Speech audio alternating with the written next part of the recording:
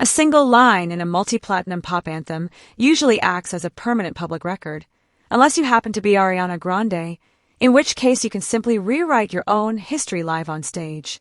For nearly 8 years, the definitive narrative of her relationship with her former backup dancer, Ricky Alvarez, was frozen in the opening verse of "Thank You."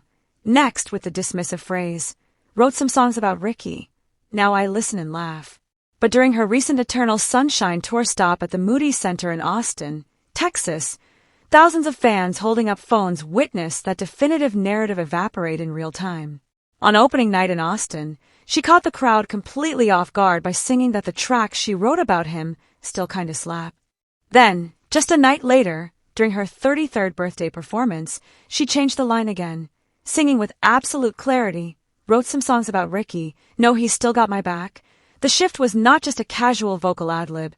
It was a highly visible, calculated moment of public acknowledgement. Stationed right in the VIP pit section, mere feet from the stage, was Ricky Alvarez himself, standing alongside Grande's father at Batera. Concert footage captured Alvarez smiling, swaying, and absorbing a public upgrade from a punchline to a trusted ally while the arena erupted. This was the second major structural tweak to "Thank You." Next, within the span of a single month, following a performance on June 6th, where she altered lines about her parents' divorce to "We all grew from the drama," and pointedly skipped the line about making her marriage to Dalton Gomez. Last, the immediate online reaction to the Austin performance was a mixture of absolute euphoria from long-term fans and deep skepticism from pop culture analysts.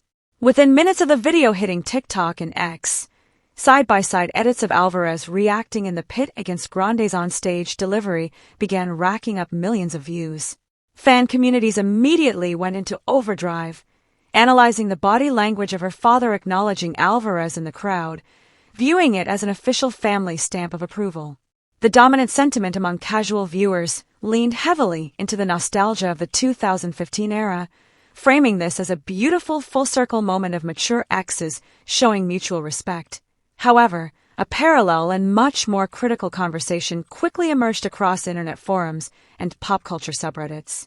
Commentators pointed out the impeccable, almost weaponized timing of this sudden nostalgic reunion. This public display of affection occurred only weeks after mainstream media confirmed that Grande and her Wicked co-star, Ethan Slater, had quietly split after a highly scrutinized, deeply controversial 3-year relationship. 4 months, Grande's public image had been bogged down by the messy fallout of that romance, which was plagued by timeline overlap accusations and intense blowback regarding Slater's previous marriage. To see her immediately pivot back to a safe, universally liked ex from a decade ago felt less like a spontaneous burst of romantic clarity and more like a tactical textbook public relations maneuver. This situation escalated so rapidly because "Thank You" next is not just any song. It is the holy grail of celebrity accountability pop.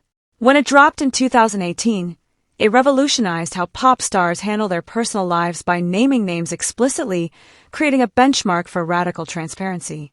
By altering the architecture of that specific song, Grande isn't just changing a lyric, she is modifying the historical record of her own life to fit her current emotional or strategic needs. It highlights a fascinating reality of modern influencer and celebrity culture, where real-life relationships are treated like episodic television. The boundary between a genuine personal life and a performative narrative completely disappears when an ex-boyfriend becomes an active prop in a stadium tour performance. From a reputation standpoint, this move is incredibly shrewd. By reintroducing Alvarez into the narrative, Grande effectively shifts the public conversation away from the lingering negativity of the Ethan Slater era. It replaces the narrative of a complicated, taboo relationship with a heartwarming story of a supportive, long-term friendship that might be turning romantic again. The strategy relies on the audience's short memory and deep hunger for nostalgia. It is much easier for the public to root for the familiar backup dancer from 2015 than it is to parse the ethical complexities of her recent dating history. This brings up a fascinating industry question about the permanence of art in the streaming age. We're used to thinking of recorded tracks as final, unchangeable statements. But when an artist uses their live show to constantly patch and update their lyrics like a software developer updating an app, the music becomes a living, breathing diary. Every tour stop turns into a potential news cycle, keeping the artist perpetually relevant without them ever having to release a statement or sit for an interview. Ultimately, this latest development leaves the public suspended in a state of carefully engineered anticipation. Whether this Austin reunion signifies a genuine romantic rekindling or a brilliant piece of image rehabilitation remains unconfirmed by either party. What is certain is that Ariana Grande has successfully rewritten the script of her own past, leaving audiences watching closely to see what she decides to edit next.